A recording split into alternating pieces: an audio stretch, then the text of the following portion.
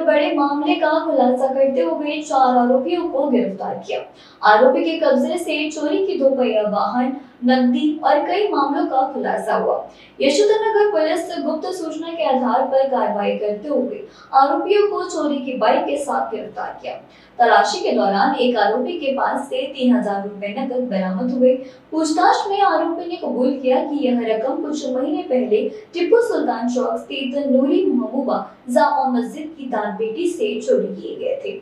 जांच में बरामद बाइक अंबाजरी थाना क्षेत्र से चोरी की निकली। इसके बाद पुलिस ने 2 और आरोपियों को चोरी की मोपेड के साथ गिरफ्तार किया। पुलिस रिमांड के दौरान पूछताछ में आरोपी ने कई अन्य चोरी की वारदात भी कबूल की, जिसके बाद चोरी का अन्य माल भी बरामद किया गया। यह पूरी कार्यवाही डीसीपी नित्यानंद झा के मार्गदर्शन में यशोधरनगर पुलिस और साइबर टीम ने संयुक्त रूप से की।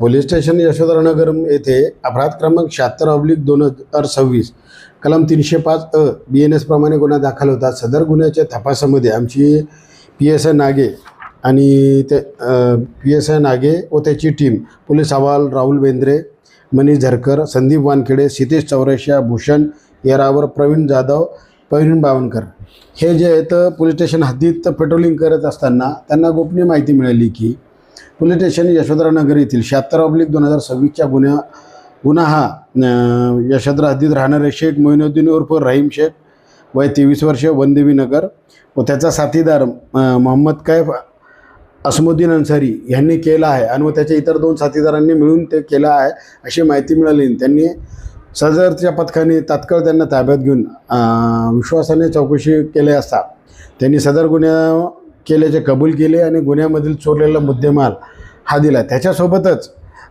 पोलीस स्टेशन यशोधरनगरचा 295/2026 अपराध क्रमांक 371/2026 आणि अपराध क्रमांक 339/2026 कलम 303(2) प्रमाणे जे दाखल होते या 4ही गुन्ह्याचा मुद्देमाल त्यांनी दिलेला आहे। त्याच्या व्यतिरिक्त पोलीस स्टेशन राणा प्रतापनगर, अंबाझरी, लकडगंज, रामटेक इथले सुद्धा त्यांनी घरपुडी आणि चोरीच्या गुन्ह्यामधला मुद्देमाल रिकवर केलेला। तसेच पोलीस स्टेशन 5 पावली येथे काही दिवसापूर्वी स्काय बारमध्ये एका पाणी कामगारास चाकूने मारून जखमी केले होते।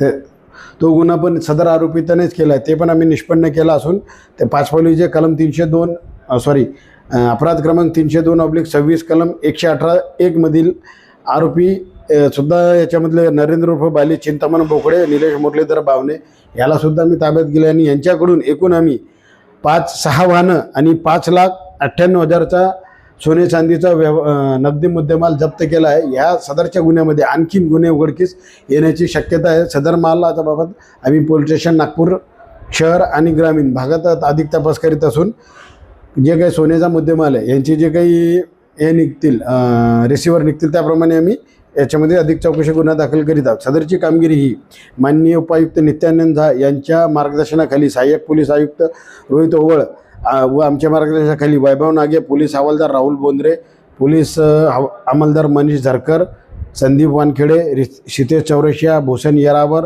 प्रवीण जाधव, प्रवीण बावनकर या सर्वांनी केले आहेत।